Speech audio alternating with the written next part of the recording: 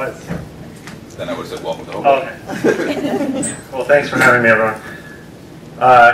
You took away most of my intro. So basically, yeah, I've been an entrepreneur most of my life. I started my first company when I was 12 in website design, which is a very, very different thing 18 years ago than it is now. I have no idea how to make websites now. I started 2 other companies before college, and then went to the University of Pennsylvania to the Wharton School undergrad and majored in real estate and entrepreneurship, and I helped create the entrepreneurship major while I was there, and minored in art history and psychology, and graduated and went into construction. So, and when I say I went into construction, I mean I literally went into construction. I learned every construction trade there was. I am pretty good at laying brick, and I really enjoy that. So somehow that led to this. I basically am a real estate developer. 2006. I was diagnosed with Crohn's disease, and it took almost killing me twice to get me to do something about it, which, as Aaron said, was basically this sort of long journey of self-tracking and self-experimentation. And I was basically cleared of this illness. Also, because this is a tech community, I want to specify that I did a TEDx talk, because I've been corrected on that before. But it was still a very, very cool experience. So basically, once I had figured out all the physical and nutritional and other aspects of my illness, there was still this very large component of stress. Probably 20%, or at least, was stress. And I realized that stress was not only a part of my illness, but other people's illnesses as well, and life in general. So I kind of set out on this quest to create a systematic way of dealing with stress. And the best way that I could think of to do that in a general way and a systematic way was to help people free up their time. So normally this is a much, much, much longer seminar that I do, but everything that I'm going to talk about in this sort of condensed talk is about freeing up your time. That's all I care about, is saving people time, with the goal of being able to allow you to reclaim your own mind to do the things with it that you want to do. So that's the main thing. Basically, the way that I approach any problem, any tech problem, physical problem, whatever kind of challenge I might come across, is a 3-part process of optimize, automate, and outsource. And it's very important in that order. I talk a lot about using virtual assistants and automations of things like that, but the truth is that if you outsource an inefficient task, it doesn't make it more efficient, and eventually that pipe will back up. So the very first thing you have to do is optimize. Basically, that means looking at a task or problem and really identifying what it's made up of and what it takes to get that thing done, and trying to break it down to its most basic steps, its most bite-sized chunks. Once you do that, then we look at automating, and that kind of might involve services or apps or people in some cases. And then if there's anything left over at that point, which a lot of times there aren't, then we look at outsourcing to generalists or specialists. So there are 9 fundamentals to the system, the art of less doing, and I'm going to cover 2 of them right now. But what I wanted to say is that I teach this course, I teach a course in New York through Skillshare, but I also have an online course on Udemy, and I created a very big discount code for everyone, which I'll share. I don't know if you want to email it out or not. Okay. If you guys are interested after this. So the first fundamental is the 80-20 rule, which is by no means my creation. It's 107 years old, and anybody who's ever read a Tim Ferriss book knows what it is. I apply it very differently. But basically the 80-20 rule says that, for example, 80% of your income might come from 20% of your clients. 80% of your complaints might come from 20% of your clients also. But it's basically kind of this resource allocation model. What I use it for is a constant reminder to myself to track things. There's so much happening in your life every day, in our lives, and professionally and personally. There's so many responsibilities, so many emails, there's so many things happening all the time, and it's very easy to get overwhelmed. It's the #1 word I hear from people all the time is how overwhelmed they are. So fortunately, there are very, very easy ways to track most of the things that we do, and you've probably heard of a lot of them. There's ways to track how many calories you've eaten in a day, and how many miles you've walked, and how much time you spent on email or how much time you spent on your computer. There's applications like Rescue Time that sit on your computer and will give you kind of a breakdown of how much time you're spending on Facebook and Excel and whatnot. These tools, fortunately nowadays, are so ubiquitous and so easy to use in most cases that you can create or you collect this data without doing too much and making much of an effort. And I am not a data scientist, but I was able to use data to help myself in all sorts of ways. And my general theory is that if you collect enough data in kind of an easy way, something will pop. Even if you have some sort of cognitive bias, like you will see something eventually, and hopefully you can do something about it. But the point is that this information, these things that are happening, they're ours, they're yours. They invade your life in some cases, and they happen to you, so you might as well have some ownership over it and do what you can with it. But one in particular that I really find extremely helpful is something called iDoneThis.com. And it's the letter I, donethis.com. It's a very simple service, but basically what it does is every day at 6 o'clock, it sends you an email, it says, what did you get done today? And you reply with what you got done. It's essentially a journaling application, but it goes beyond that. So that in itself is good. At that 6 o'clock, kind of take a few seconds, or even if you don't do it at 6, but it's an email, so you respond. Take 30 seconds and think about what you did today. So, really quick, without thinking about it, raise your hand if you can tell me what you had for breakfast this morning. If you know. Okay. That's pretty good. Do the same thing if you can tell me how many emails you sent yesterday. 1. Okay. 0. Okay. I like when I get 1. So, not everybody raised their hand about breakfast, by the way. So, obviously a lot happened today, because you don't remember that, unless you just didn't have breakfast. Yes? Okay. Good. So, well, not good, but. So, taking those like 30 seconds at the end of the day, and just stopping for a second and thinking, what did I actually get done today? And I can't tell you how many times I actually have to look at my calendar to find out what I did in the past 12 hours or whatever it is. At 6 o'clock, it's usually the last 14 hours. I have a 13-month-old, so that's why. But it's a very important psychological dump that takes place. It's that old adage, that if we don't know where we've been, we don't know where we're going kind of thing, and it's really easy to kind of lose track at the end of the day of what you actually got done. Plus the fact that humans just kind of generally focus on the negative. We tend to think that, if one bad thing happened during the day, that was the day, and we'll lose sight of the good things that might have happened. Which is where the second really interesting part of iDoneThis comes in play. After you use it for a few days or whatever it might be, it starts to change the email. And the email starts to come in and it says, what did you get done today? And by the way, this is what you got done yesterday. Oh, and this is what you got done 3 weeks ago. The day was this.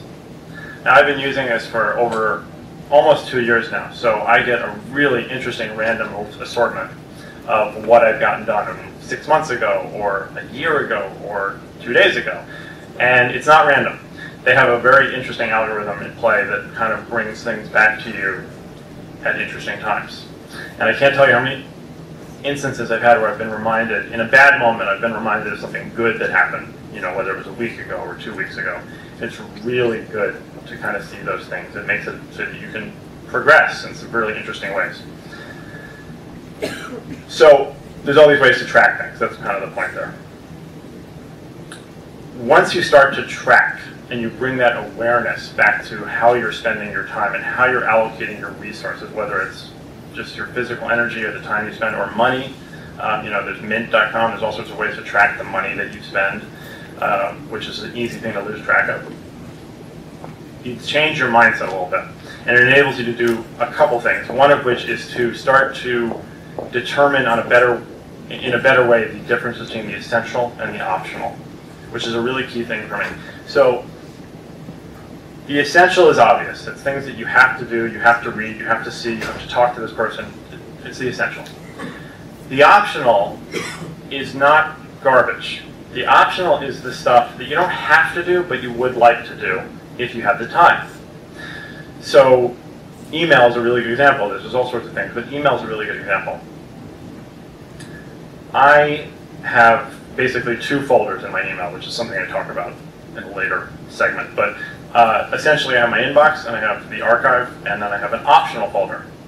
So there's all sorts of ways to filter emails automatically, but basically all sorts of stuff goes to the optional folder. And while I'm standing here talking to you, which is going to take about a half an hour, I may get 20 or 30 emails in, but odds are one of them or maybe two of them will actually get to my inbox because it's something that's important.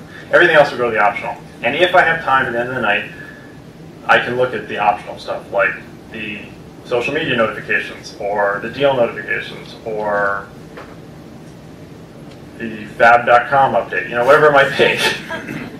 The things that I would like to if I have time.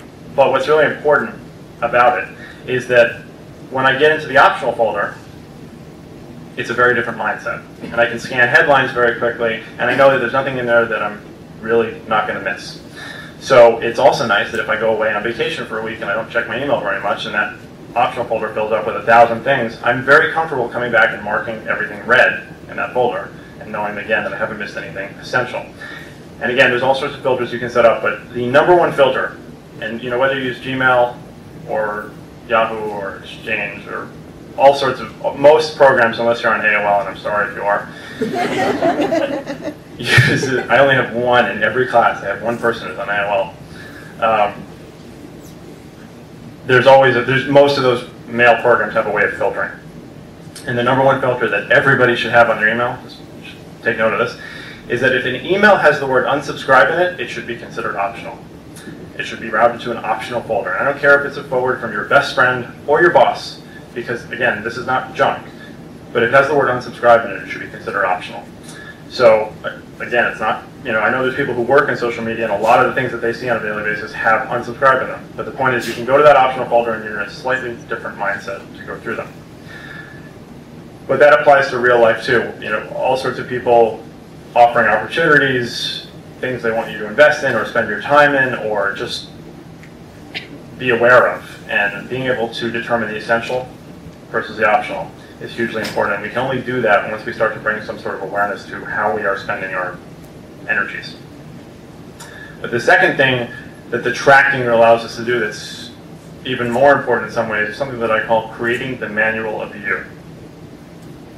So if you think of an IKEA manual, some people may get shuddered sad, but if you just objectively look at them, they are amazingly simple.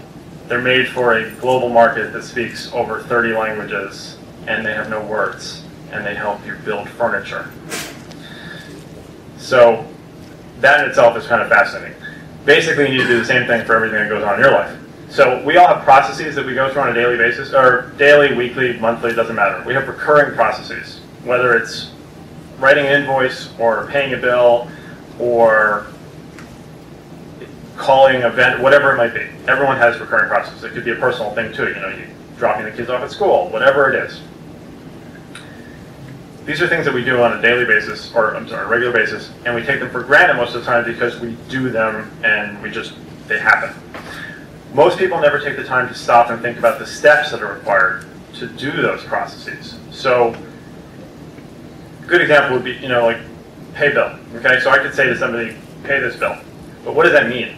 Are they going to be able to do that automatically and just go figure out what I mean? If you actually stop and think about it, on a very, very granular level, what the steps are that are required to do the things that you go through, in my case, that would be go to the Bank of America website, go log in with this username and password, go to the bill pay website. If this payee is not already there, then add them using this process. It becomes a 27-step process. And when I look at that 27-step process, and this is a real example. The first time I did that, I looked at it and I was like, okay, well, I guess it doesn't make sense how you get from step 14 to 15. And step 19 and 20 are kind of redundant, so I'll fix this and trim that. And I got it to a 24-step process. And then I realized that there were a couple ways that I could automate some of those steps with some web services or different processes or filters. There were just ways to optimize it. So I got it down to an 18-step process, and that was really exciting. And then I sent that to a virtual assistant. And the virtual assistant wrote back and said, well, sorry, sir, but I don't understand how you got from step 11 to 12. And again, it's like I just take that for granted because I do that on a regular basis. And through that process, I got pay bill, which started as 27 steps, down to a 12-step process now that is so perfect and so clear-cut that I could give it to any one of you in the audience, and you would be able to do it. without any questions. It's error-proof and foolproof. And what that does is it makes me more efficient because I've now really identified how that process can be smoother, but more importantly, it's allowed me to automate it and, in this case, completely outsource it so that I don't have to have any involvement in it at all. And because I've created that manual of how to do these things, I can give that to anybody. I can give it to somebody who's sitting next to me. I can give it to a virtual assistant halfway across the globe who doesn't know anything about what I do or how I work. They just have to follow the steps. It's a really, really important process. And I've done this now for, personally, I think I've done this for about 80 different processes. And you literally can create the manual of you. There are virtual assistant companies now that you can get a virtual assistant for as cheap as $25 a month. A company called Fancy Hands is one that I recommend. And they're all US-based assistants. It's an on-demand service, so that means that you're not dealing with the same person each time. They have a pool of literally thousands of assistants, and someone will pick up the task, do it, and move on. It's a very interesting restriction to put on a work order. You're going to give someone a possibly complicated task that you're not necessarily going to speak to on the phone. You don't know them, they don't know you, and you probably never speak to them again. Requires you to be extremely efficient. And one of the reasons why I recommend that everybody at some point try working with a virtual assistant, because it's an educational process for you in terms of how to delegate effectively. But again, creating that manual of you means that it doesn't matter that I'm never going to talk to that person again, because they just follow the steps, get it right, and then I can move on to the next one. It makes you bulletproof. How are we doing on time? Okay. The second fundamental is something I call creating the external brain. So the idea of this sort of came out for me after college. When I was in high school, I was getting a new business idea pretty much every week, and most of them were terrible, but the ideas were there. And I have this composition notebook from 12th grade with like 300 something ideas in them, and again, lots of really bad ideas, but a couple good ones. And then in college, those ideas started coming a little less frequently, maybe once a month, and then after college, they stopped. And I just kind of accepted. I figured at 20 years old, I just kind of ran out of my imagination. What I didn't take into account was that I was working on a construction site 18 hours a day and not taking much care of my body. So even if I had come up with an idea, I wouldn't have been able to do anything with it. So we have too much going on. I said this already. We have too much information coming at us all the time. And I'm sorry to say, we have not evolved as a species to multitask very well. I don't do it very well. Most people don't do it as well as they'd like to think. The truth is, if you try to actually multitask, you're really just dividing up quality. So if you can single task and effectively focus on something for even 15 minutes, if you do that 4 times in an hour, you've essentially multitasked because you've got 4 different things done, but you've been able to focus. What we want to avoid as much as possible is what's called the gear shift mentality. So in an hour, you might spend a couple minutes on Facebook, and then a couple minutes on Excel, and then you make a phone call, and then you go get a cup of coffee, and then you talk to a coworker, and then the coffee gets cold, so you get another one, and then you make another phone call. And in an hour, you've done 50 things, but nothing actually got done. That's the gear shift mentality. So we want to avoid that. So the idea of creating an external brain is literally that. It's note-taking at its heart. So the greatest application for this, bar none, is called Evernote. And I'm sure many of you know it, but the key with something like, so Evernote, for those of you who don't, is a note-taking application that syncs across every platform from the computer to your mobile devices and the web and desktop, and you can take notes in the form of text and links and audio and pictures and handwriting and everything. It is also laid out, it lays out information in a way that is very neurologically compatible. They've actually done studies to show that the way that Evernote is organized on a neuroscience level is very similar to the way that our minds organize information. But this is the key with something like Evernote. It's a free service. The key is to overuse it. So if there is an idea in your head, it needs to get out of your head. I'm sorry to say, and this applies to me too, your minds, you don't have the luxury of using your minds to hold on to ideas, basically. So you have to get them out of your head. If any of you have ever seen the Simpsons episode where Mr. Burns was diagnosed with everything, it was at the Mayo Clinic, and the doctor had this little door with all these fuzzy animals going through it. I'm not getting any nods. I thought I might detect me then. And the fuzzy animals couldn't get through the door. And those were all the viruses and bacteria. Because of that, he wasn't getting sick. Ideas are very similar. You need to be able to get your ideas into a single file line, essentially, and create some sort of idea flow. So the important thing is that you don't need to know why that idea is, what the idea is. It doesn't matter if it's good or bad, or if it's relevant or not. Just get it written down somewhere. Get it recorded somehow. For a number of reasons. One of which, out of 10 or 9 bad ideas, you'll probably get a good one. And that's because either those 9 ideas added up to the bad one, those bad 9 added up to the good one, or simply because they got out of the way of the good one. There's just so much that we can hold on to. It just doesn't work otherwise. And because, again, it is a free repository, there's no reason not to. But what's so cool about Evernote, which works in a way that our brains kind of can't anymore, is the way that you can recall information. So if you use any kind of standard browser, Chrome, Firefox, or any of them, there is an Evernote web clipper, which is just a plug-in, and you can push a button and it will grab the web page you're on, or the New York Times article, or the blog post, or the YouTube video, and it doesn't just take the link, it actually grabs the content, and it recognizes it, and if you have a PDF, it can search it, it's very smart. What the web clipper does, just like with I've Done This, after you use it for a while, and there's that kind of repository, one day you're clip an article and it'll pop up and say, you have 3 related articles in your Evernote.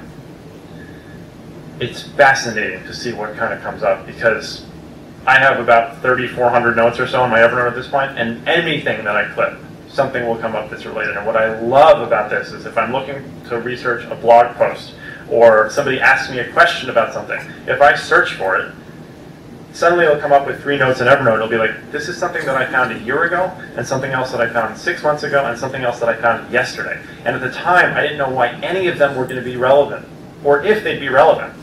But they were interesting enough for me to just take a second and clip them, and move on, knowing that they were in a safe place. And now, it's like a light bulb popped up, and I've been able to pull these from the depths of my brain to suddenly have this very, very relevant information. And I do remember it when it pops up, and it's fascinating. There's lots of things in there that I'll never use, but it doesn't matter. The point is it gives you this freedom to kind of move on to the next thing and use your brain for what you really want to use it for. I take this even further. I have something in my shower called Aqua Notes, which is a waterproof Post-it pad. But this is a really good example of how this works, because I don't know how somebody at Stanford got funding to do this, but they were able to create a study to prove that the shower was a good place to get ideas. Surprising conclusion. Basically, they found that if you're in a warm, comfortable place, you're more likely to have creative idea flow. Incidentally, if you are physically naked, you will also be less inhibited creatively. So that wasn't in the study. And further to that point, best time to do creative work is when you're tired, because you're also less inhibited, or drunk, but then it's hard to get it down properly. So basically, I'm sure everyone has had the experience, though, where they've been in the shower, had an idea, thought of it 3 times, 4 times, 5 times, and as soon as they open the door, they forgot the idea. So I literally have this thing in the shower called Aqua Notes. It's great. I have had a empty thing of shaving cream on the like inching its way closer to the shower door, because I keep thinking that if it's closer to the door, I'm going to remember to take it out and get another can of shaving cream, and it's been there for 2 weeks. So you just don't hold on to ideas in the shower, because you can't. And that's not only frustrating itself, but you might actually lose a good idea. So having a way to unload these to that external brain is really, really important. So Evernote is key for that.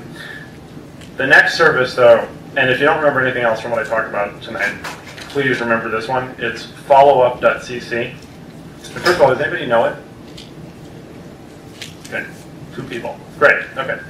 It's the best service there is. You will never find something that will help your productivity more than this one service if you use it. So followup.cc, at its heart, basically, is an automated email reminder service. Okay, which sounds very boring, but it's about how you use it. So the way it works, very simply, on any platform you are, you can use it on your iPhone or your Android or whatever device you're on. It's platform independent. Send an email to somebody, and then you can in the BCC field, you can put 3 days of follow-up.cc, or 1 week of follow-up.cc, or Monday 7 p.m. at follow-up.cc, or May 15th, any time period you can think of at follow-up.cc. And what happens is that at that point, if the person has not responded to you, well, you can decide if you want that to be the case, but regardless, at that point, it will bring the email back to you as a reminder. Okay? Again, still we're at the simple part. When it comes back to you, it has a little yellow box in the corner that says to snooze it. You can snooze it for an hour or 3 hours or whatever you want, but there's several standard times, 1 week, 4 hours, 18 hours, whatever it might be. It's amazingly powerful. So first of all, if I end up having a conversation with anybody tonight that we decide we want to talk again, I'm probably going to send you an email and say, it was great meeting you, like, let's catch up next week. And then I'll say 4 days of follow-up.cc. And then I can forget about it until it comes back to me, or until you write back to me. The key with this, again, is to overuse it. So I would say about 90% of the emails at this point that I send have a follow-up.cc on them, because why not? And within 5 seconds of hitting the send button, I couldn't tell you what the email was about. And that's the way it should be, because when you talk to people about the stresses related to email, other than having 10,000 emails in their inbox, it's worrying about, did you follow up with that person, and did they get back to you, and then did you get back to them, and then it's gone. It's lost in the ether. And it's really, really stressful for people. If you really think about it for a second, I'm sure it's probably pretty stressful for a lot of you who've had to email people.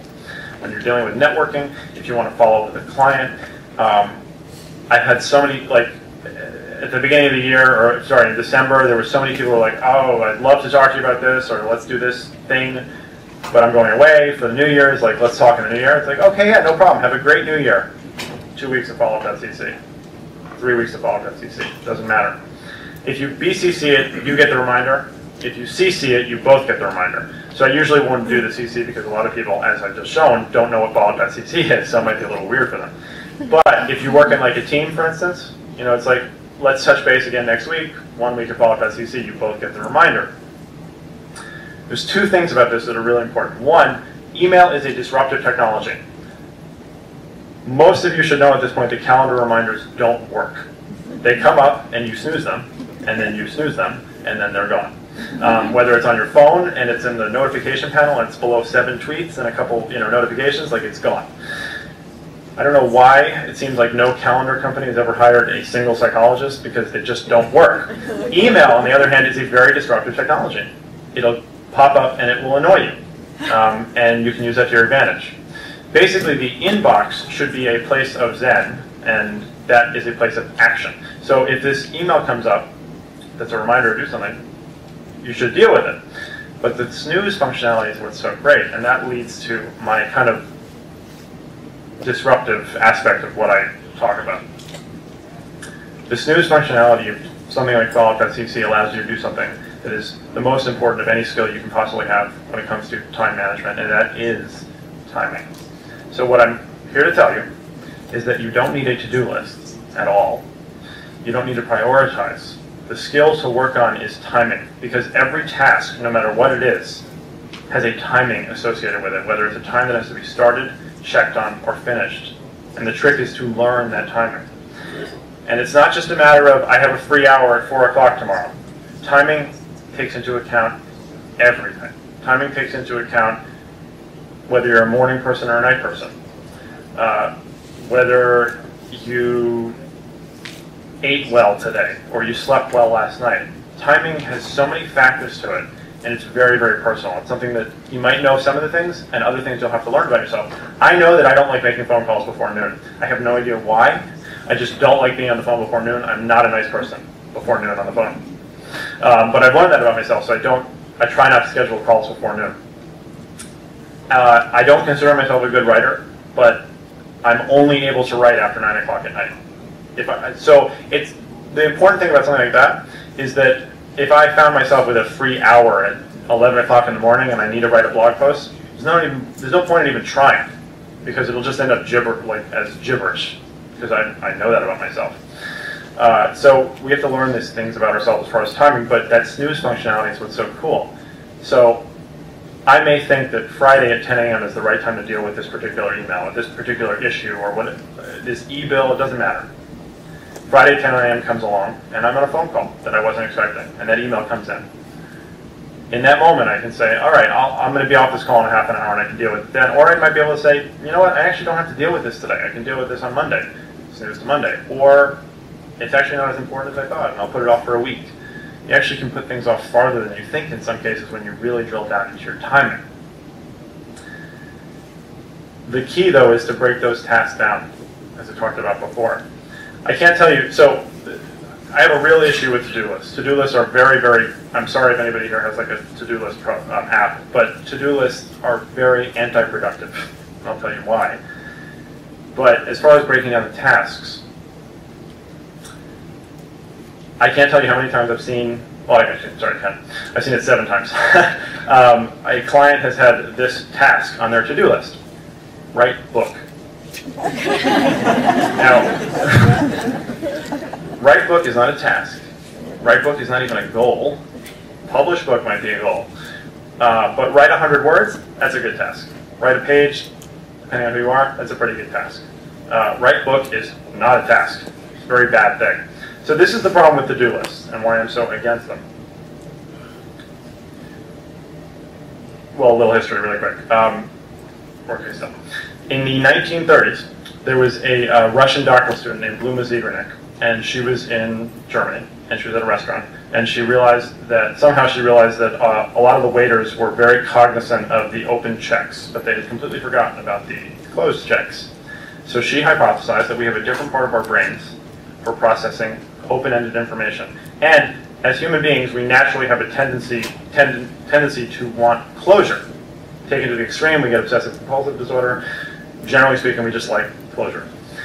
So she took this experiment further, and she took 2 groups of college students and let them study independently, and one group was left alone to study for an hour or something, and the other group was systematically interrupted.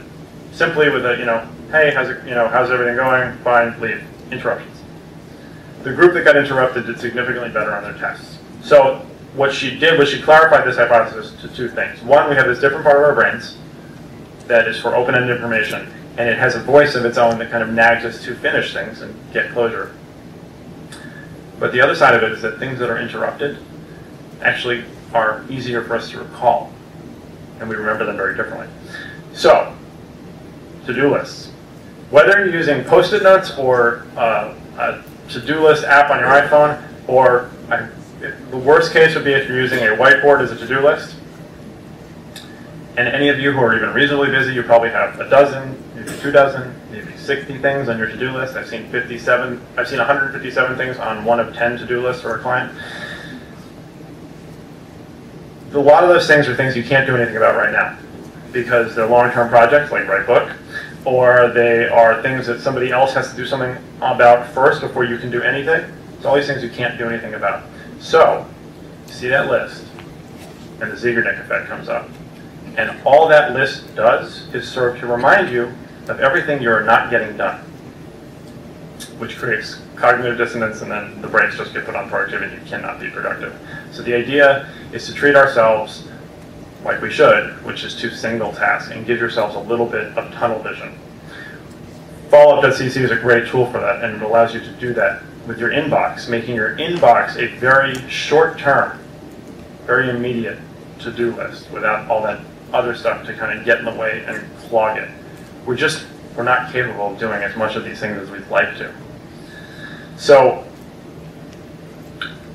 by using something like follow-up.cc and having this action plan, that if something is in your inbox, there are only 3 ways to deal with it, 3 Ds.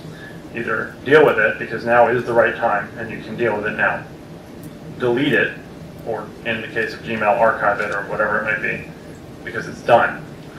Or defer it to a time that would be better for you to actually get it done. And you can use something like follow-up.cc for that. And another reason, as I said before, why it's so great is it's platform independent. So you can do it from Gmail. Some of you might know the plugin for Gmail called Boomerang.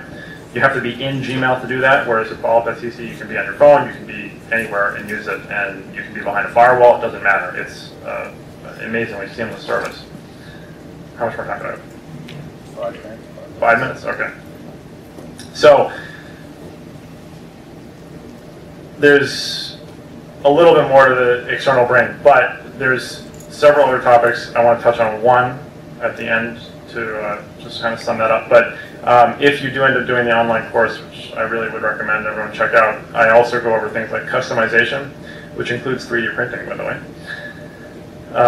Customization, choosing your own work week, which has to do with timing a little bit.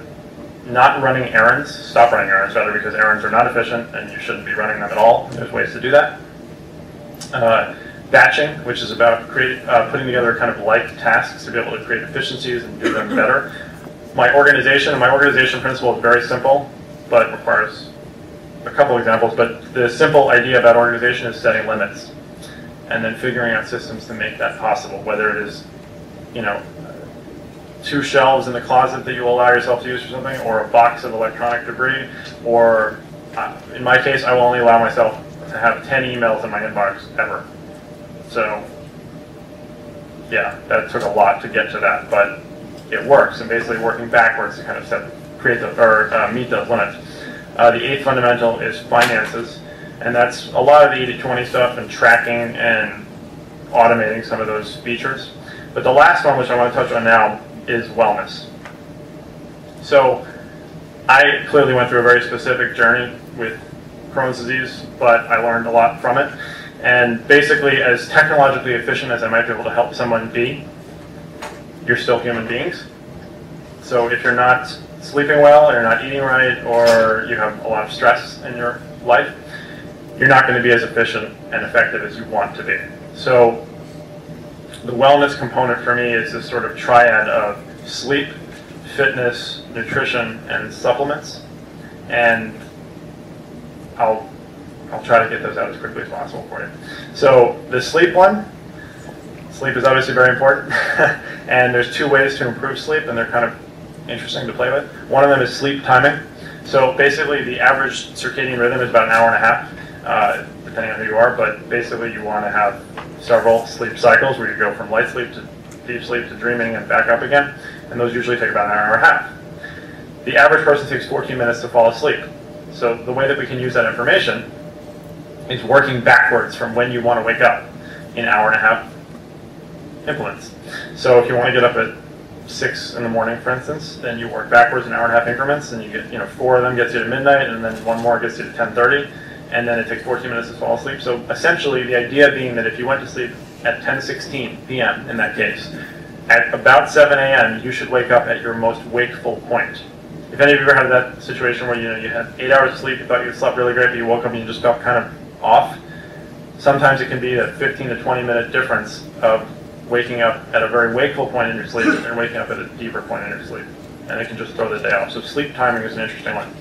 A harder one to achieve, but I have a hack for it, is avoiding blue lights before you go to bed for about an hour. And blue lights includes computer screens and TVs and iPhones and iPads and most artificial lighting. Now, it's really easy for me to stand up here and be like, yeah, just turn off everything for an hour and read in bed with a candle. The easier thing to do is to spend $8 and buy a pair of blue blocking sunglasses. This is legitimate. The reason for this, by the way, is that blue light decreases your ability to produce melatonin, which messes up your sleep. Blue light will decrease your melatonin production by about 30%. So you wear these blue blocking sunglasses, and as long as you don't mind looking like a serial killer in bed, you can... I got my wife a pair and she accepted it. So now you can look at your iPhone and you can watch TV, and a blue blocking glass, by the way, is amber. So it's actually, a lot of people use them for driving. It's a clarity enhancing lens. So you can watch TV, you can do whatever you want, and I guarantee you, you will sleep better the first night that you use them. It's shocking. And you don't fall asleep with them, obviously. You just use them to watch TV or whatever you want, and then take them off, and you will fall right to sleep. Try that. On the supplement side, there's thousands of supplements for thousands of different things, but there are 3 that I like to recommend to everybody. The first one is krill oil, K-R-I-L-L. Krill oil. Krill is a little shrimp that they get, it's a crustacean, from the northern Atlantic that whales feed on. And krill oil is 43 times more effective than fish oil. It is an amazing anti-inflammatory. It's an amazing insulin spike reducer. It's really great for diabetics. It's anti-inflammatory. It's kind of a miracle thing, and you can just take a pill of it. The second one is probiotics. We have a generally clean environment that we live in America, and that has unquestionably resulted in lots and lots of illnesses that you don't see in other countries.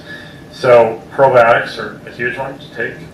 And then the third one is vitamin D. Most people, because we wear clothes and don't sit out in the sun, don't get enough vitamin D in our diets, or don't get enough vitamin D, period. So taking vitamin D is, most people will benefit from it, but the key thing that no one will tell you is to take your vitamin D in the morning.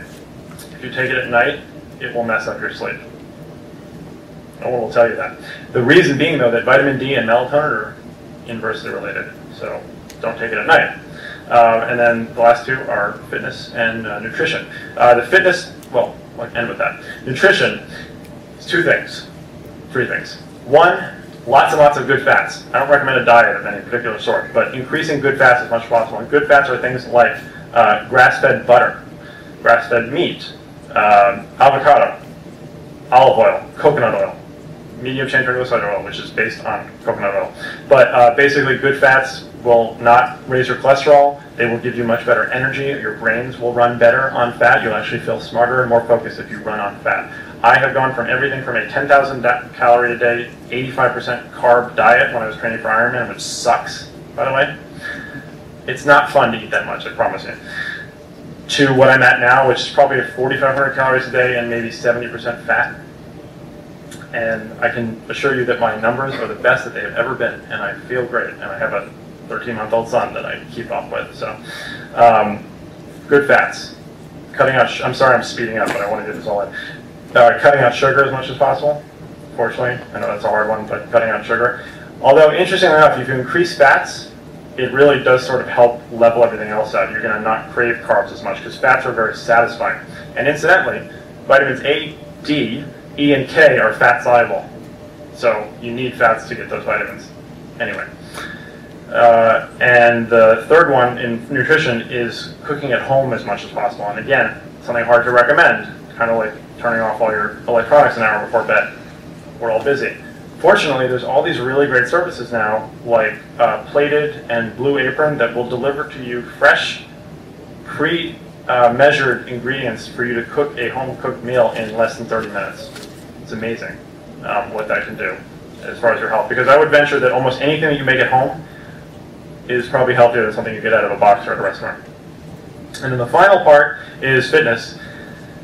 And I break that down into three parts. So basically, you could say you have to work out 5 times a week. You have to work out, do this and do that. I kind of have come up with an optimized formula, and there's 3 parts to what anybody needs in their fitness in order to stay in shape, feel good, and even train for. I've tested this for up to a half marathon with several people.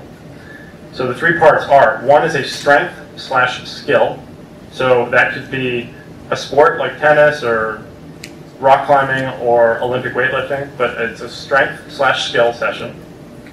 The second part is a high-intensity interval training session. So that's a cardio session where you're going intervals of maximal levels of cardio and then rest. And that can be done in as little as 4 minutes. I can get into that more if somebody wants to talk about that after. And then the third part is mobility, and that could be yoga or Tai Chi or even physical therapy, whatever it is, but kind of taking care of the joints. Each of those 3 components need not be more than a half an hour per week. So basically we're talking about an hour and a half total, maybe even less, of exercise per week. And this is proven to actually be able to maintain and train and feel good. You don't have to work out every day. You can optimize these things as well. So that's kind of a really brief touch on 3 of the subjects that I go over. But again, I'd love to see you guys at my next class in the city, which is March 5th, and otherwise there's the online version. So, questions?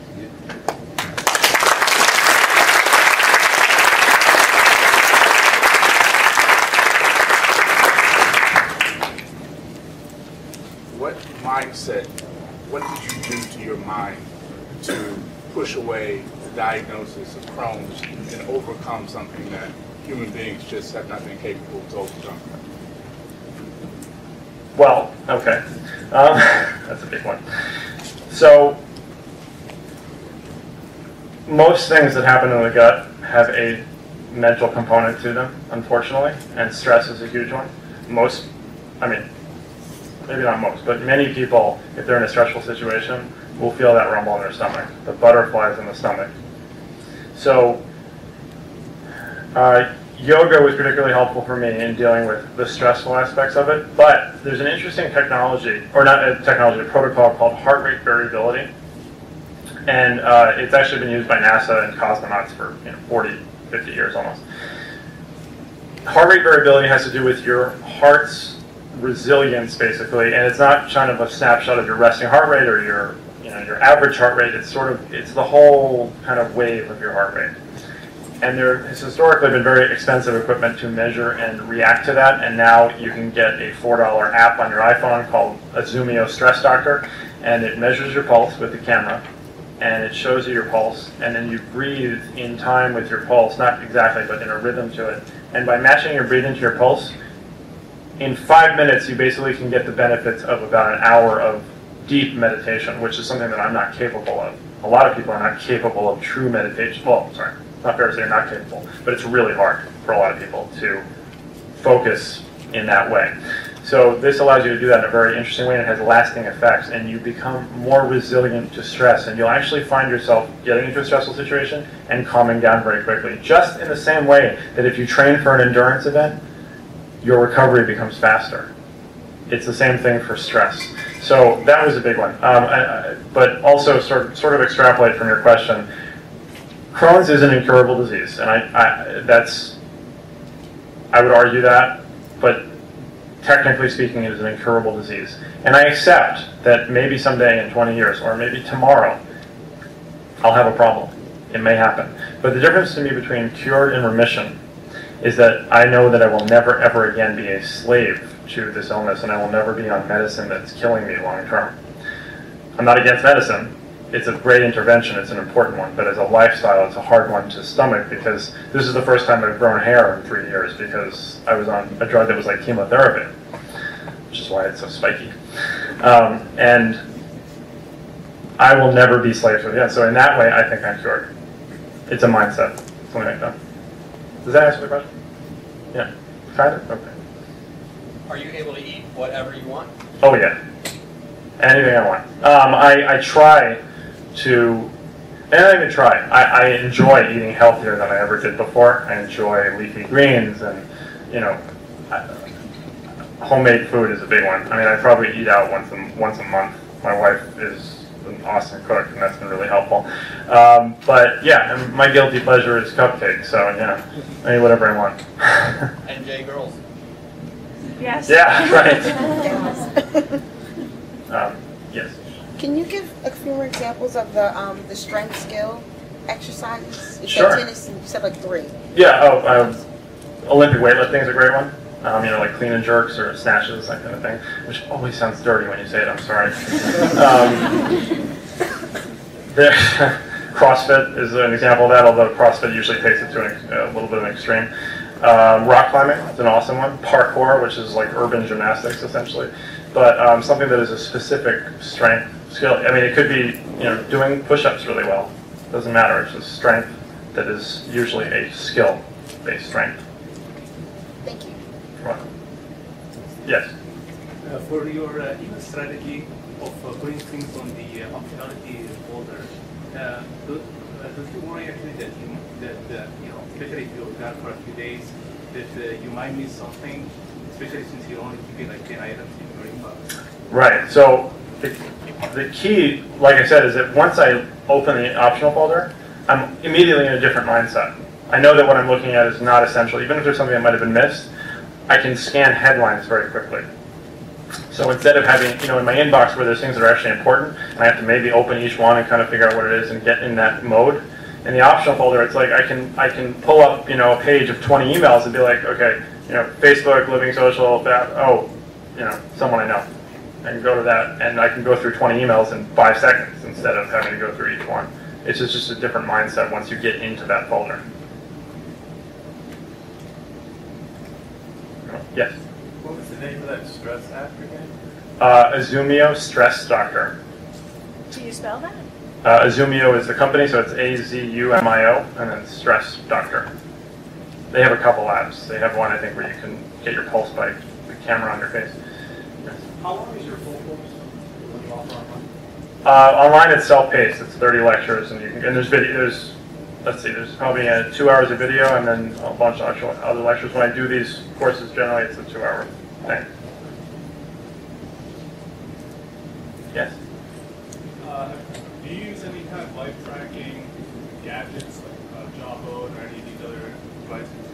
I have. Yeah, I've used most. I've done pretty much every test possible to myself and tracked almost everything possible. And actually, there's an Indiegogo campaign that just got funded that I'm involved with, well, I'm advising, called Ubiome, where you can actually do the genome sequence of your gut bacteria, which I'm very excited about. But I do blood tracking, and there's a company called Inside Tracker. Actually, it's really cool that will do your blood.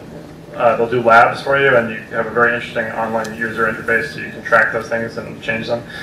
But yeah, the Fitbit, and if you really want a very cool device for tracking your activity, I would recommend the Basis, which is a watch that looks like this. It's not this, but looks like this, and it tracks motion and stuff like most of them do, but it also has a galvanometer, I'm not sure, but it's a sweat sensor and a temperature sensor, and it's very, very accurate. It's really cool, the Basis.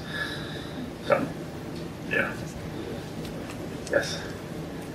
Now that you have, let's just say, more time, because you've delegated things, you've organized things, looking back 3 years or whatever before you started it, how have you changed? I mean, where's your time spent now?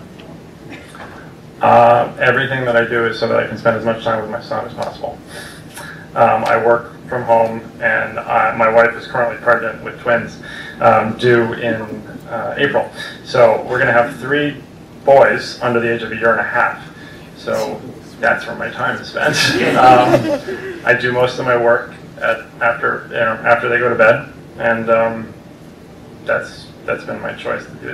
That's all I care about. I had this is like a therapy session now. My dad is an older generation, and I have like kind of a weird relationship with my dad, so I'm like all over being with my son as much as possible.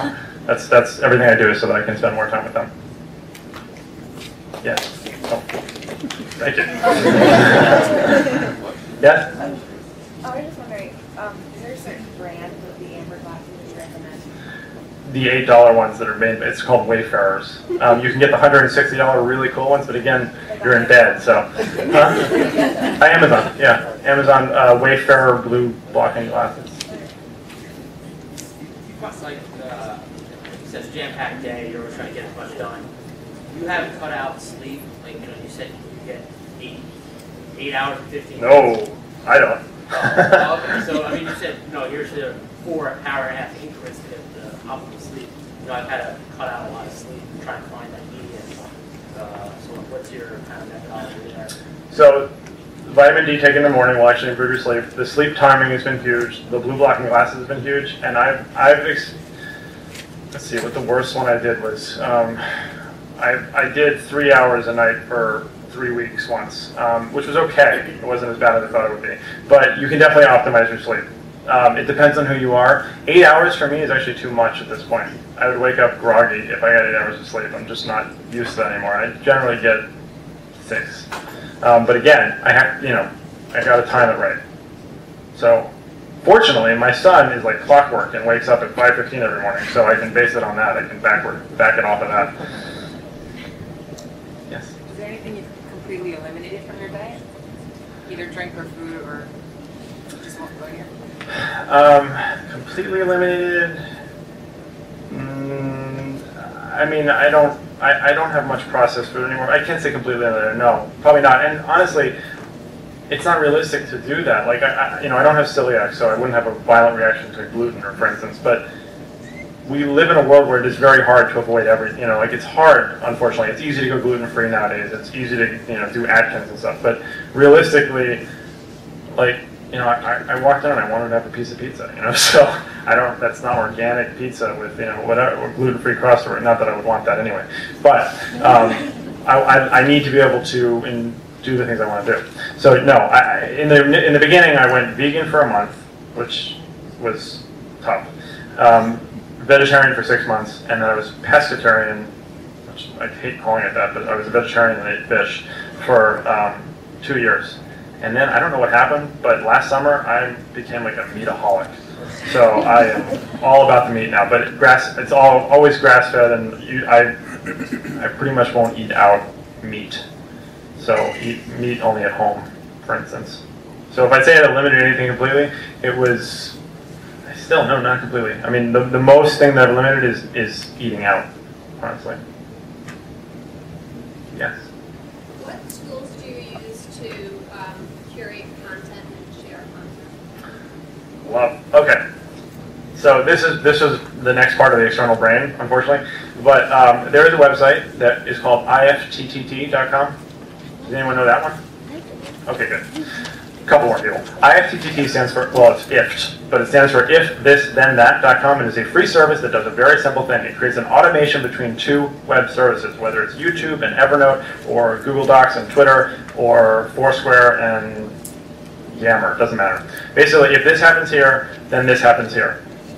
So, as a result of things I've set up in IFTTT, when I go through about 1,000 blog posts a day in Google Reader. I don't read them all, but I go through them. And if I star an item in Google Reader, which takes a quarter of a second, because of IFTTT, it will tweet that out. It will add it to an Evernote note. It will add it to Delicious, which is then used by my virtual assistants to create my interesting things of the week post every Friday automatically. It'll add any image to Pinterest. It'll add, so like 8 things will happen from that one little action. And up until about 3 months ago, I wasn't writing any tweets. I was just tweeting things that I had found interesting, and I got 12,000 Twitter followers out of that. And now, suddenly, I'm starting to interact with people. By the way, thank you to Bill Harnett for doing a shout-out at the beginning of this thing. I'm just getting into Twitter now. Yeah, IFTTT is enormous for allowing you to not only process the content, but do something about it. Do you share those life hacks in your series? Yep. Oh, yes. Do you have a recommendation for virtual assistants? Fancy Hands. One more, fancyhands.com. If you go on my website, which is lessdoing.com, I think there's a discount code. They change it every now and then, but Fancy Hands is great. It starts at $25 a month, and they're very, very good. They're all US based and very, very competent. If you need a dedicated assistant, however, then I would go with something called Zirtual, like virtual with a Z. And it's also US based, but a little more money, but you're always dealing with the same person. So I can do one more question? Yep. Yes? How do you deal with sleep and so on when you travel, the time differences, both when you travel and when you come back, like when shifting your sleep hours? So, the blue blocking glasses actually help with that also, because part of the way that our bodies signal to go to sleep is that it gets dark, right? So if you can try to stay with that consistently, because part of the problem when you travel is that, or at least for me, is that you end up on a weird time zone and then you end up like watching TV or something because you're off. So that has helped me enormously. And then I'm not opposed to melatonin basically to help with that transition. The key basically is just to get yourself to go to sleep at the right time for where you are. Typically it'll sort itself out. That's it? Okay, that's all I got.